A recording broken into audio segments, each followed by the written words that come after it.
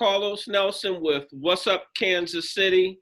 And today we have another political interview going on with our state rep, Barbara Washington, who will be running for the Senate this upcoming election.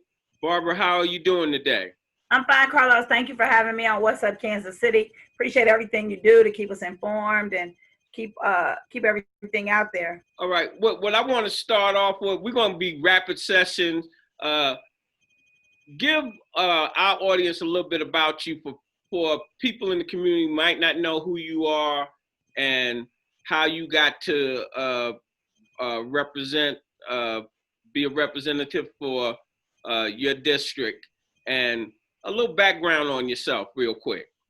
Okay, my name is Barbara Ann Washington. I've been the state representative for District 23 for 3 years. I got elected in a special election in November, of 2017. So I've been in Jeff City since January of 2018. I'm a Kansas City native. I grew up in what they call South Round Top neighborhood on 27th and Cleveland.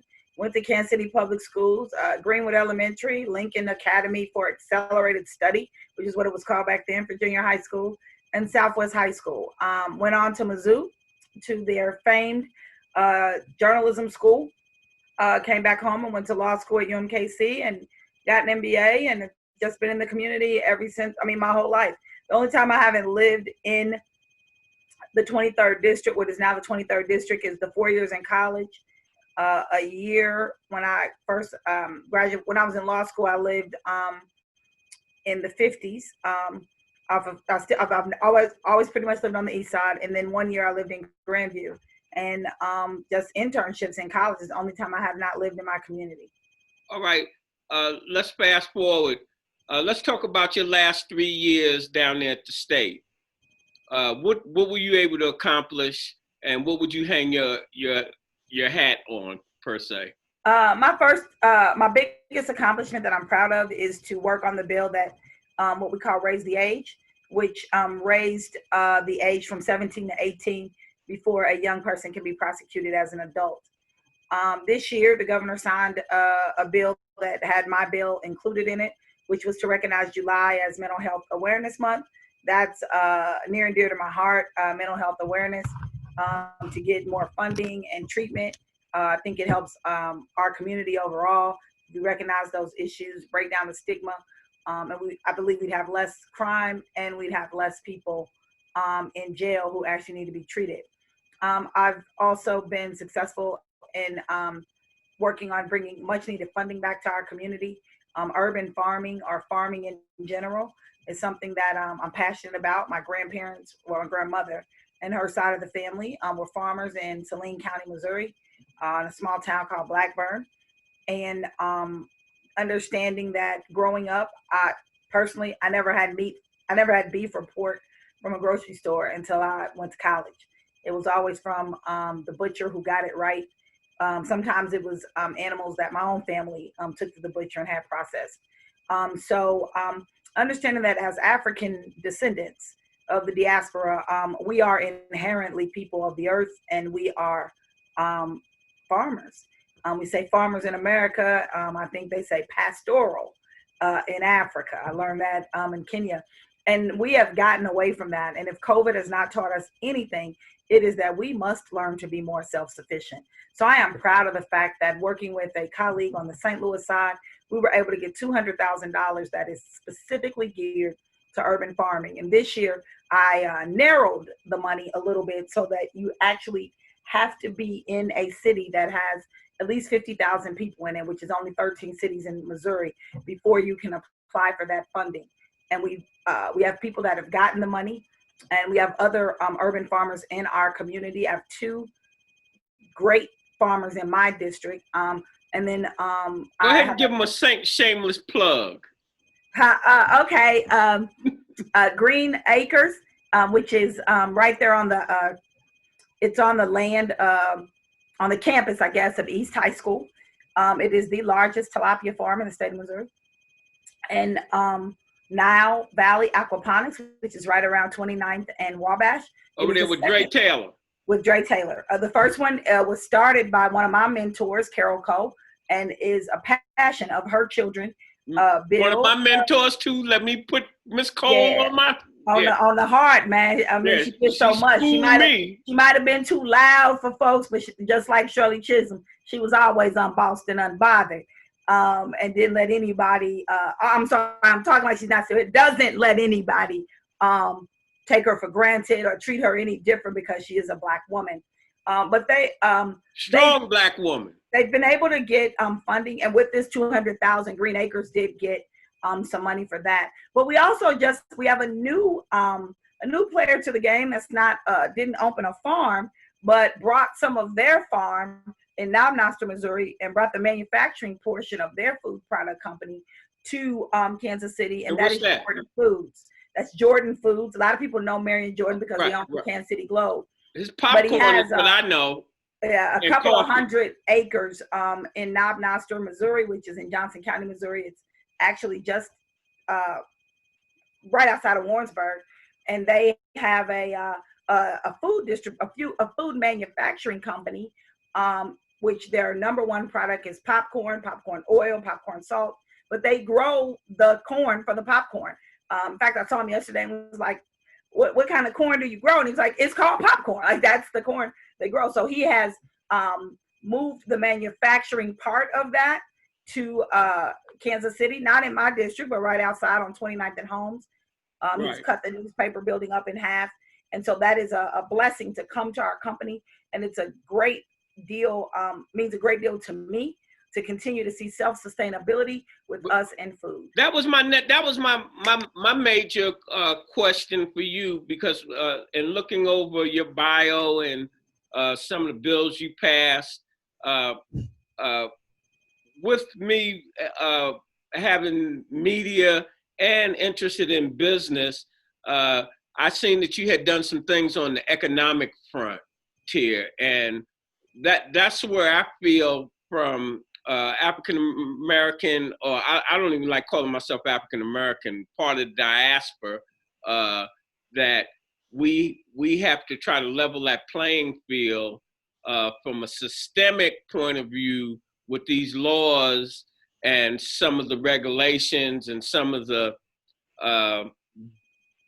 things that are holding us back economically. And what I wanted to know, what are you doing as a state rep, and what would you think would be important if you were able to ascertain the Senate seat as it relates to economics in the Black community? So one, this funding that we just talked about, that is economic development and improvement, enrichment in our community. I think we look at the tax credits negatively, and that is because they are not evenly applied to those of us that live on the east side of the Kansas City metropolitan area.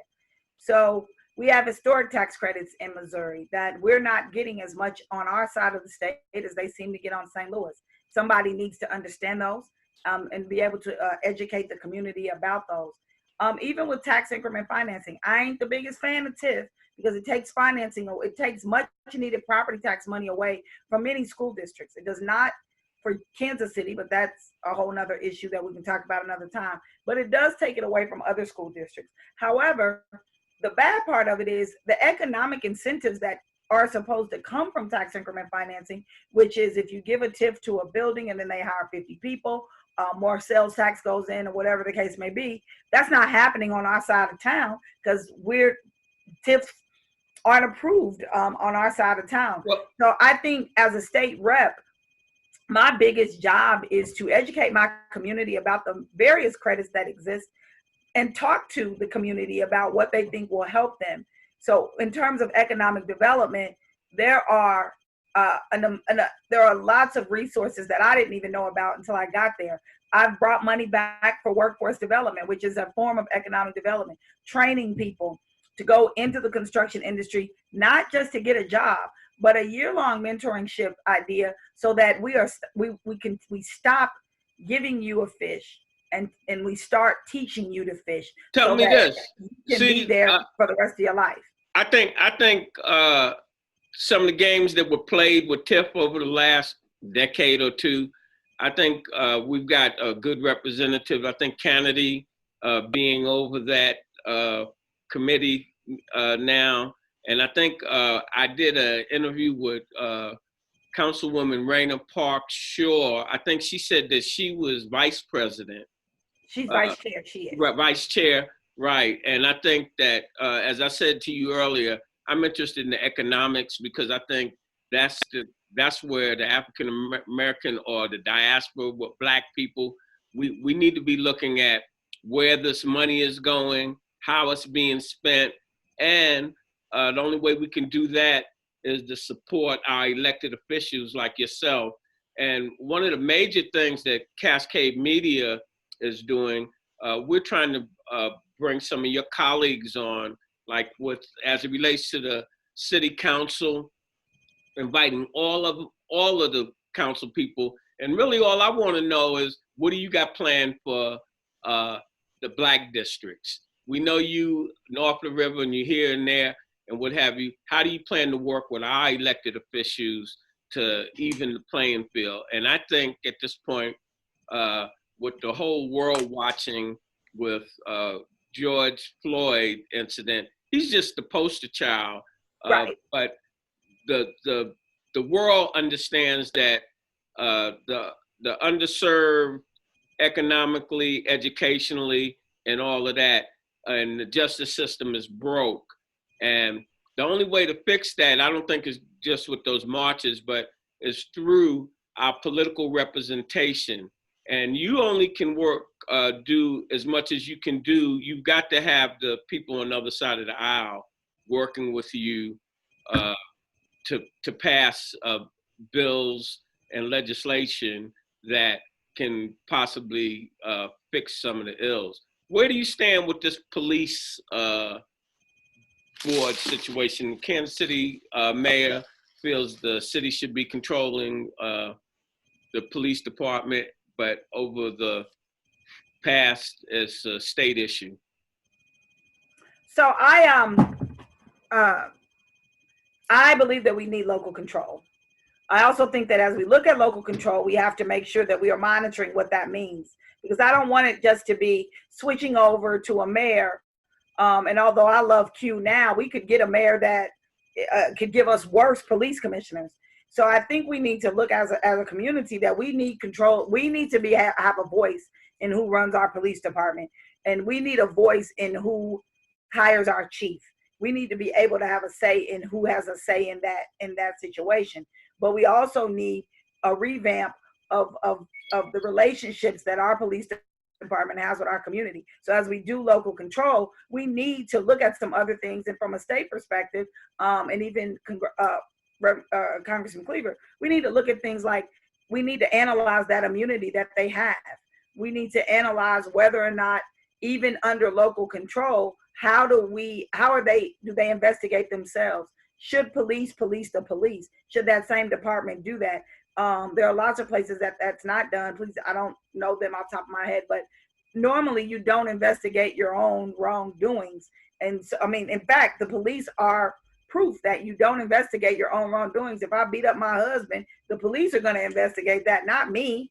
And so we need local control, and we need to evaluate how we can make that the best for us in Kansas City, that our voices are definitely heard, and that we can go back as African American people, especially, to trusting our officers. What do you see the climate is down in Jeff City? I don't know whether we were on camera or off camera. I'm getting old.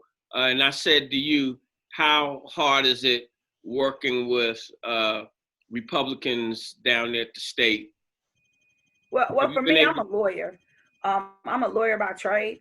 I haven't been in school with all African American people since I was in the 3rd grade.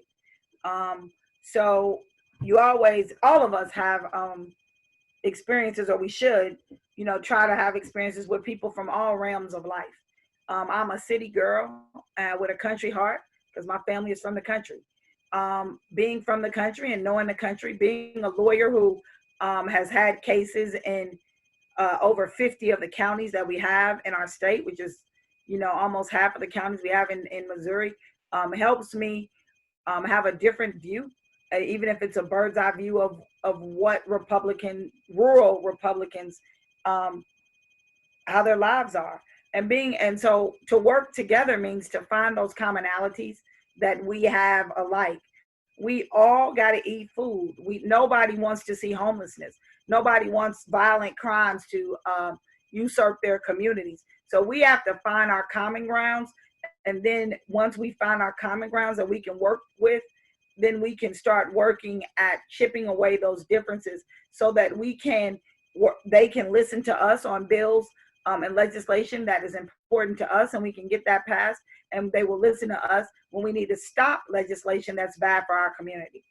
Tell me this: what are you doing besides on a different track to work with our city and county officials that are representing the Black community?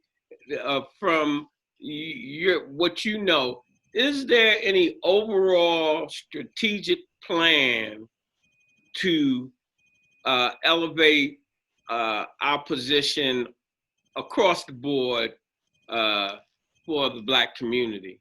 Because, well, I think when you talk about a strategic plan, we have to remember that we all serve different roles. right. There are things like with respect to TIF, we don't control that at the state. All we do is give you the definitions that must be met, and then it is the city that actually awards tax increment financing. No, when I say that, I'm saying working with other Black elected I understand. I'm trying to officials. answer your question. All I'm trying right. to answer your question. But the precursor to that question is, as we work together, we must all remember what our roles are. Right. Because we all have different roles and different abilities with respect to what we can control. So we do meet, not all of us, but there is a group of us that meet, and we are comprised of we are comprised of people on the city level, the county level, and the state level, and the federal level as well. And we meet, and we also have another group that meets with the brown side of the community, or Hispanic people. So we do meet and try to plan out what is best for us. That is how we got the Central City Economic Sales Tax, because we as Black people came together from all levels, and in fact involving nonprofits and involving community activists as well, to determine what do we think could help us. And we knew that we needed money to help us economically. And so that's an example of us coming together on how to move forward.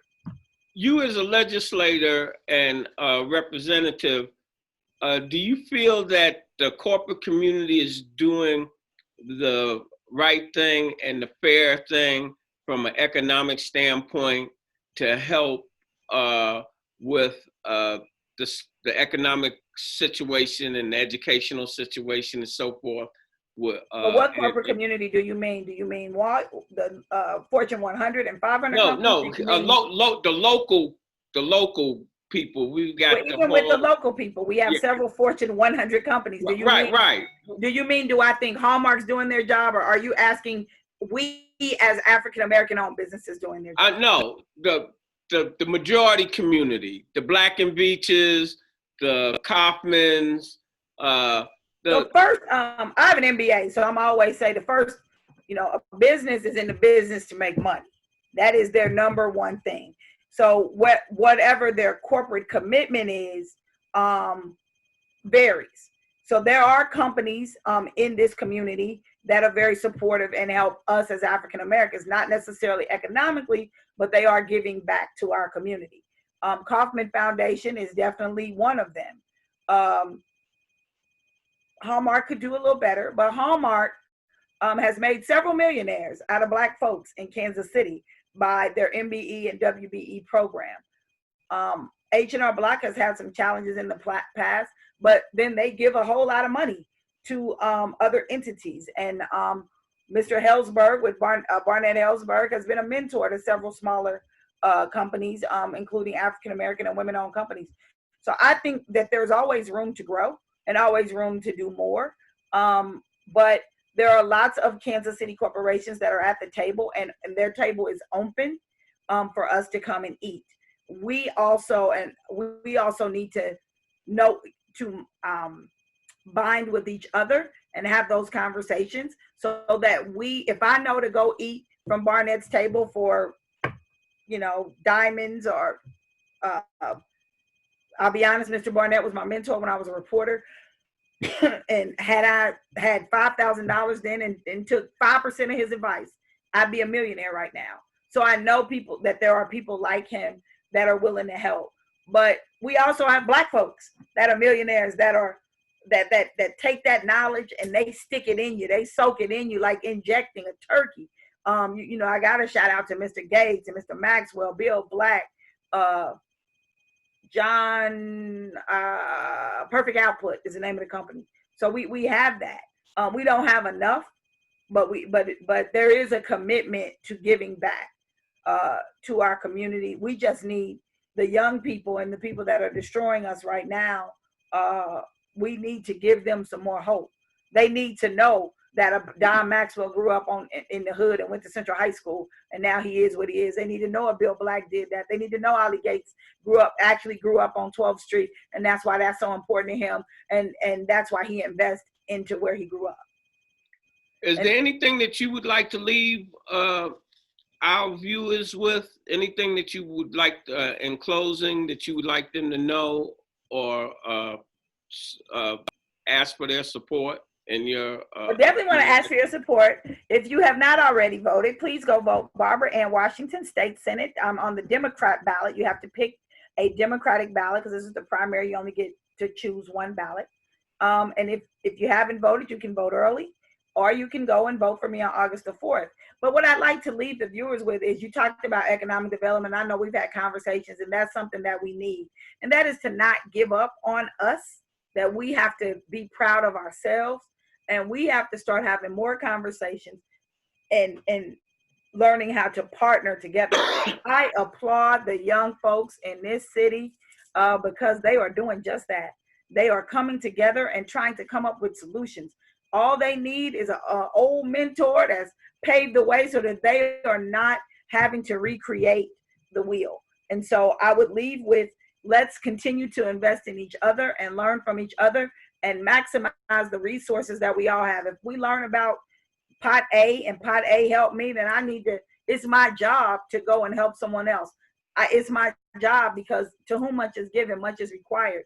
And with someone like me that's experienced, engaged, and effective in the legislature, I need to go back, because I truly believe that it's my duty to serve and give back to the community from which I came. How can people that would like to donate or support you contact you? They can go to Act Blue online and select Barbara Washington and make an online donation, or you can check out my Facebook page, which is Barbara Ann Washington for Senate 9.